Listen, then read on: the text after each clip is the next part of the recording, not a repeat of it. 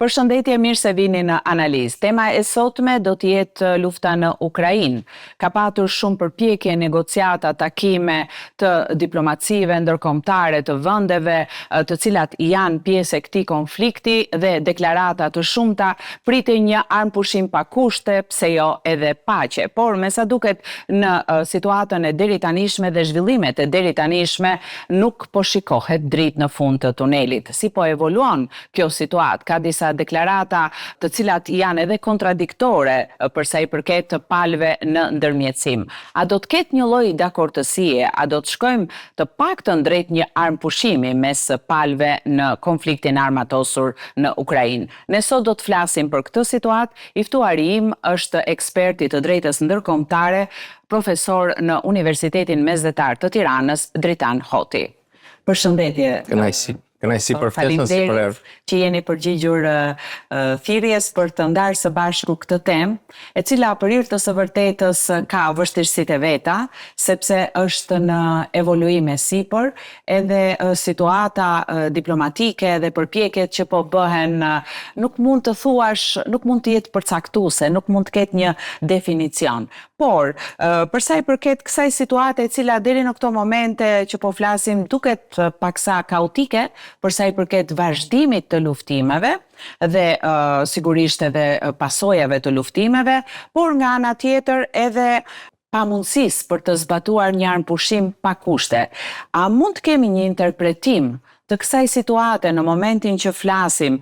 apo edhe një prognozë të shkurtër, duke parë ato çka ka ndodhur dhe janë deklaruar dhe që ne i shohim nëpërmjet mediave, sepse ndryshojnë gjërat edhe duhet që të jemi dhe koherent. Shiko, unë do ta nisja me dy maksima të dietarëve të lashtë kinez. Sun Tzuja e quante luftën si një çështje e jetës dhe vdekjes, por është edhe një maksim tjetër që cila pikërisht për ngjarje specifike predikonte që kontrolli absolut i ngjarjeve që quhen specifike mund të turbullojë universin, sipas gjuhës së tyre, domethënë mendimit tyre dialektik. Pra dhe në momentet aktuale kur patëm një sipërmarrje për nisjen e një procesi me etapa për të mbërritur te një armpushim, mandej për një paqe në konfliktin që quhet konflikti më i komplikuar, por dhe më dramatik pas luftës së totë ndërmjet Rusisë dhe Ukrainës, kemi intensifikimin e luftimeve dhe sulmeve të ushtrisë ruse.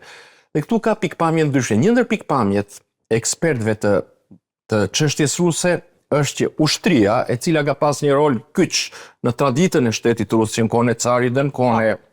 Bashkimit Sovjetik, dhe përfshirë në sipërmarrjet e politikës së jashtme, apo dhe zgjidhjen e problemeve të brendshme politike në Rusi,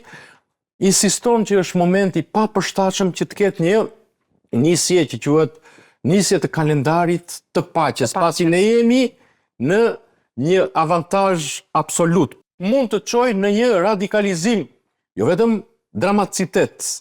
edhe më të përthelluar në terren, por radikalizim të qëndrimeve ndërkombëtare, dhe këtu nënkuptoj të Shtetet Bashkuara. Kemi parë deklaratat e dieshme që kanë qenë. Janë disi kontradiktore deklaratat e presidentit Trump, i cili ishte gati euforik për sa i përket bashkëbisedimit, dialogut të tij me presidentin Putin. Nga ana tjetër bëri dhe deklaratat që në fushatën e tij që në janar të këtij viti se do ta realizoj për 24 orë, do t'i jap fund konfliktit, pastaj e rindryshoi këtë deklaratë sepse me sa pa konkretisht nuk ishte kaq e lehtë, por gjithsesi dhe në bisedën telefonike me homologun e tij rus pati disa momente euforie dhe optimizmi, por me sa duket në një deklaratë që bëri presidenti Trump pati edhe një lloj le ta quajmë zemrimi, tha që jam i zemruar me presidentin Putin, i cili nuk po vepron ashtu siç duhet për sa i përket këtij dialogut për të cilin ata kishin folur, dhe madje edhe kërcënoi me disa tarifa dhe sanksione që do të vendoste ndaj Rusisë. Megjithatë, është mirë që të referohemi në ato pikat fokale të përpjekjeve që diplomacia ndërkombëtare, politika ndërkombëtare po ndërmerr lidhur me këtë konflikt. Dhe sigurisht që duhet të ndalemi së pari në bisedimet në Arabinë Saudite në Riyadh, të cilat u udhëhoqën nga Shtetet e Bashkuara, dhe përfunduan pa një marrëveshje gjithëpërfshirëse paqeje, por u arrit le të themi një armpushim në detin e Zi për shkëmbimin e robërve dhe kështu. Nga ana tjetër, sekretari amerikan i shtetit Marco Rubio deklaroi se do të ishte e parakoshme të priten bisedime të nivelit të lartë me zyrtarëve rus dhe amerikan, ndërsa Washingtoni e ka vlerësuar përgjigjen e Moskës ndaj përpjekjeve për t'i dhënë fund luftës në Ukrainë. Sipas Rubios, administrata Trump do të zhvillojë konsultime për diskutuar rezultatin e takimeve të fundit në Arabinë Saudite me zyrtar rus dhe ukrainas. Mendoni që të gjitha këto përpjekje në një farë mënyrë do ta shtrojnë rrugën për të arritur në armpushimin e shumë pritur? Eksplorimi i alternativave, pra disa përpjekjeve krijon një premis kryesore për projektimin e rrugës, jo shtrimin e rrugës, pasi ky është një konflikt i natyre ekzistenciale për dy shtetet, për çështjen ruse si dhe për Ukrainën që është një aktor i drejtës në një shtet kombë. Është një përpjekje e cila u lokalizua vetëm detin e Zi, por ne kemi parë një përpjekje, kemi pas një marrëveshje të tillë në vitin 2022 negociuar në Turqi për qarkullimin, sidomos të grurit, edhe deri diku të shkëmbimin e robërve. Pra është përpjekja lidhet me gjendjen që quhet gjendja e kontrollit të detit Zi, të deteve dhe e ngushtisë së Azovit që rusët tashmë e kontrollojnë, por nuk lidhet me atë që quhet fillimin e zgjidhjes së konfliktit ose të luftimeve në terren. Edhe kjo përbën një problem madhor, është një testim i parë para prak, i cili me sa duket orët e fundit ka nisur dhe të eklipsohet. Prandaj ne kemi pas edhe reagimet që i përmendën profesionalisht të presidentit Trump, i cili funksionon nisur nga intuita dhe jo nga ajo që quhet arsyetimi strategjik. Flasim individualisht, kurse dhe kështu shpjegohen edhe qëndrimet e tij jo koherente dhe qëndrimet e tij jo koherente shpjegojnë gjithashtu pasi në Shtetet Bashkuara të Amerikës ka institucione, që janë institucionet ushtarake dhe të sigurisë dhe duhet dim që për shembull Agjencia Qendrore e Inteligjencës ka një marrëveshje bashkëpunimi jo 3 vjeçare me ushtrinë ukrainase, por edhe shumë herë të herët, si dhe ato që quhen elita ushtarake e Pentagonit dhe ndoshta qëndrimet e tij jo konsistente, pra jo koherente shpjegohen nga gjendja, pra perceptimi individual herës frenohet nga interferencat e institucioneve amerikane. Dhe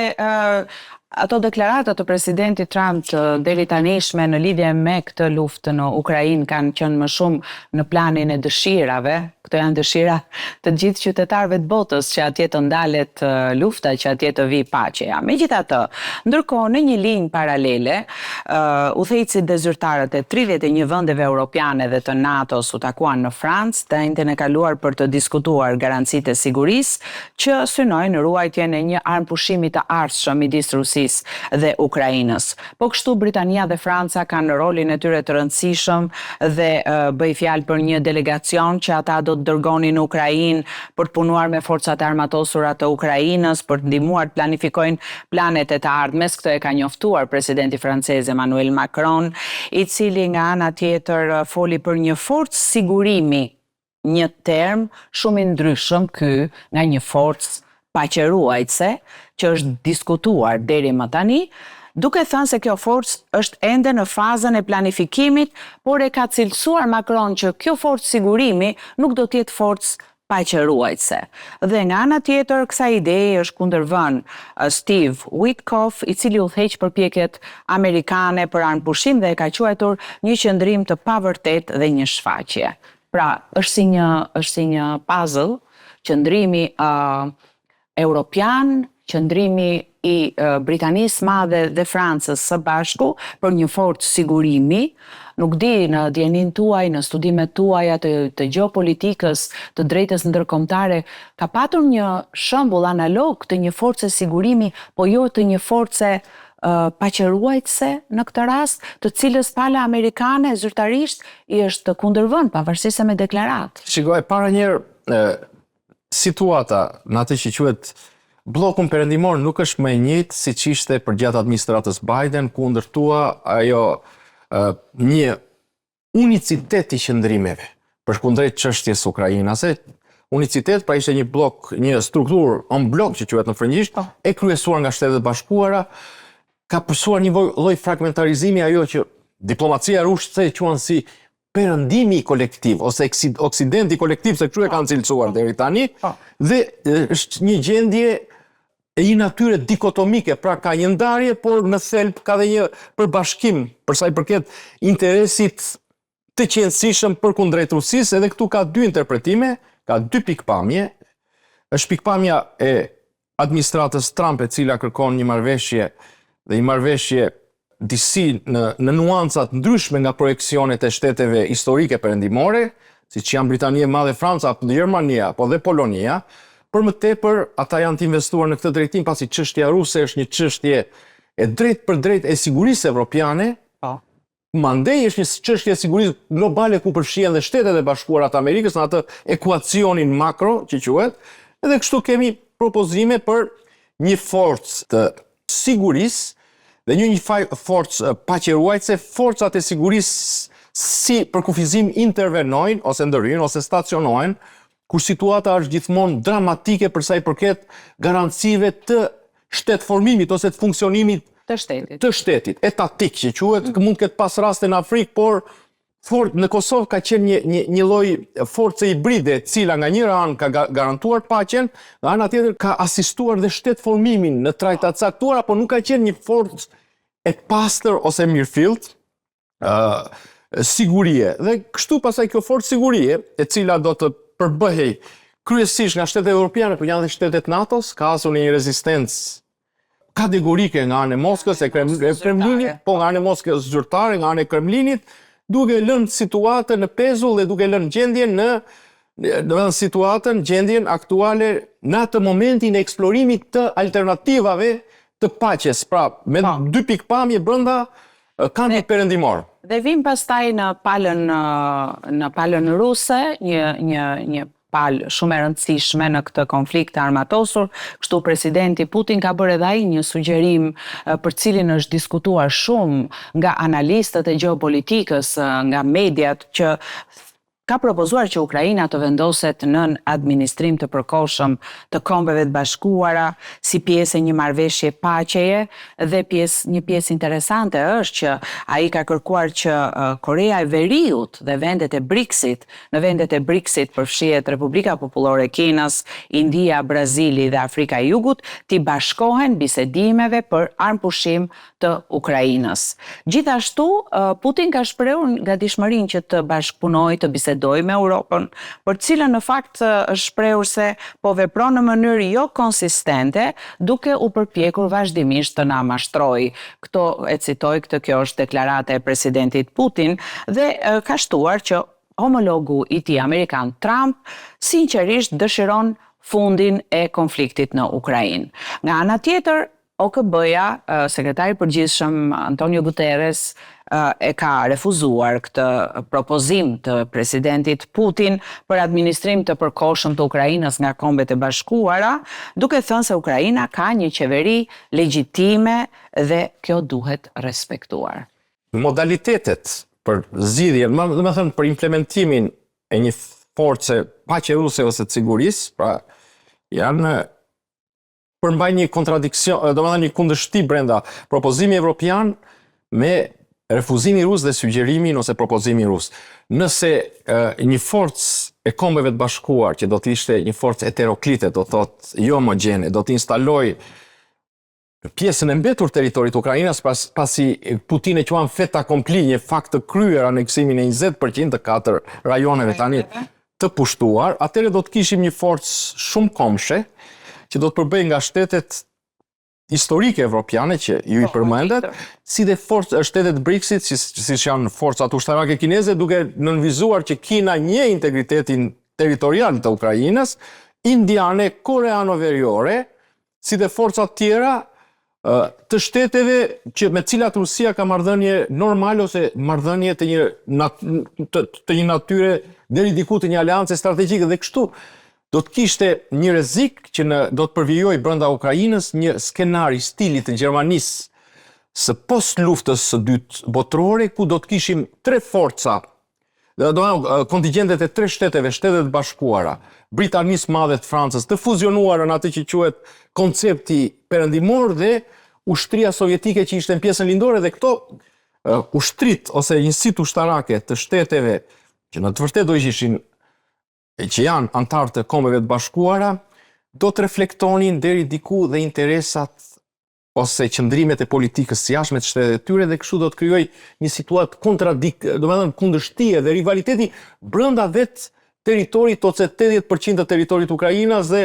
me të gjitha gjasat qeveria e Kievit do ta refuzonte këtë nëse do të pranojë. Ndërkohë që Putin ka propozuar dhe zgjedhje të reja, siç e ka quajtur ai demokratike në Ukrainë. Pra është në këtë lloj linje, duket sikur nëse pranohen kërkesat e Putinit që janë të peshuara si shumë maksimaliste nga bloku nga krahu perëndimor, atëre ata që quhen ekspertët perëndimor e quajnë këtë ekuivalentin e një kapitullimi total të Ukrainës, pra dhe të perëndimit dhe këtu pasaj janë dhe ato limitet e tolerancës së qëndrimit amerikan, flas për administratën Trump, ne kemi vënë re ditë e fundit propozimi Putinit për zgjedhjet parakohshme që nuk kupton zvendësimin e Zelenskit hasin në një kundërshti kategorike nga ana e Trumpit, si dhe intensifikimi i bombardimeve e çoi presidentin amerikan që të bëjë dhe më kërcënues. Pra, paqja të dyja versionet e propozuara, ai amerikan i cili është më i nuancuar, që kërkon një paqe të ekuilibrave i administratës Trump dhe jo mposhtjen totale të Rusisë, si dhe versioni evropian i cili kërkon i privilegjon shumë Ukrainën si përfituese nga paqja, që të dyja nuk e pranojnë versionin e Putinit që ka të bëjë me një kapitullim total të Ukrainës dhe po e përsëris kur ka përpjekje për kontroll ose përfitim absolutist dhe jo relativ, siç është koncepti i diplomacisë kineze, atëherë rrezikon që të thyen ekuilibra dhe të rikonceptohet sërish uniteti perëndimor dhe një ndryshim i qëndrimeve që kemi hasur ose përjetuar të Shteteve të Bashkuara të Amerikës, e kanë fjalën kryesisht për administratën Trump, edhe disa njerëz që janë rreth tij, pasi edhe njerëzit që janë rreth tij kanë qëndrime dhe perceptime ndryshme për çështjen e Ukrainës. Është një ekuacion me shumë të panjohura deri në momentin që ne flasim dhe sigurisht mendoni që ka edhe ndikimin e vet në situatën globale, mbetja deri në këto momente pa një zgjidhje konkrete, qoftë një armpushim pa kushte, sepse fjala paqe duket se është disi e largët. Ndikimi do të jetë i një natyre të kombinuar dhe me një reze quhet globale, siç e përmendër ju. E para njerë, kërkesat e Trumpit për rritjen e shpenzimeve të Evropës, nisur dhe nga sensitiviteti kësaj çështje ose ajo ndjeshmëria e madhe që kanë shtetet evropiane në lidhje me çështjen ukrainase, si e ndërlidhur me sigurinë e Evropës, po shfaqin një pol të ri që po riarmatoset, siç janë shtetet tradicionale evropiane, duhet kemi parasysh vende si Gjermania ka pas një kult shumë të arir ushtarak dhe kanë ato bazat industriale teknologjike të ngritura, meqense ka pas kufizime të cilat po flaken, kufizimet e luftës dytë botërore, po te kalojnë, sidomos në pjesën e armatimit bërthamor, dhe kjo është me rëndësi. Dhe kështu në një të ardhme jo shumë të largët, ky pol ushtarak, pra ky pol i riarmatosur, do të përfshihet në çështjen ruse. Pra së pari do të kemi shtetet evropiane që zgjerojnë kapacitetet ushtarake që do të përfshihen në çështjet ruse. Në ana tjetër, nëse situata vazhdon dhe merr trajtat, në këto trajtat një lufte pa kompromis për jetë ta vdekje, numri i viktimave do të shtohet. Kjo është një fatkeqësi. Fatkeqësi e madhe dhe dyta do të jetë që sa do të zgjas lufta do të kërkojë do të jetë rast i parë në historinë e njerëzimit, ndoshta do të jetë si lufta 30 vjeçare në Evropë që zgjat ndërmjet protestantëve dhe katolikëve, dhe kjo do të lidhet mandej jo vetëm me trajtin e Ukrainës, por dhe me lojrat ose rezultatet ose konkluzionet e lojrave të pushtetit, domethënë politik në Moskë. Pra implikon në një mënyrë ekzistenciale të dy vendet, por sigurinë e Evropës edhe në mënyrë globale marrëdhënie ndërkombëtare, sigurisht kryesisht Evropën më pak azin në pikpamjen time, ku natyra e marrëdhënieve ndërkombëtare krete ndryshme dhe krahasimisht me Evropën. reagimin ndaj tyre. Profesor Dritan Hoti, unë ju falenderoj shumë për gjitha opinionet që ndatë sot në analizë për këtë çështje kaq të ndjeshme siç është lufta në Ukrainë dhe sigurisht ajo që për momentin ende nuk ka një shpresë apo një rrugë e cila do të çonte drejt një armpushimi. Faleminderit. Kënaqësi nga ana ime. Të dashur miq, këtu kemi përfunduar analizë për sot në qendër të së cilës ishte situata e ndërlikuar e konfliktit të armatosur në Ukrainë. I ftuari i sotëm ishte Dritan Hoti, ekspert i të drejtës ndërkombëtare, pedagog në Universitetin Mesdhetar të Tiranës. Ju falenderoj që qëndruat me analizë. Miru takofshim.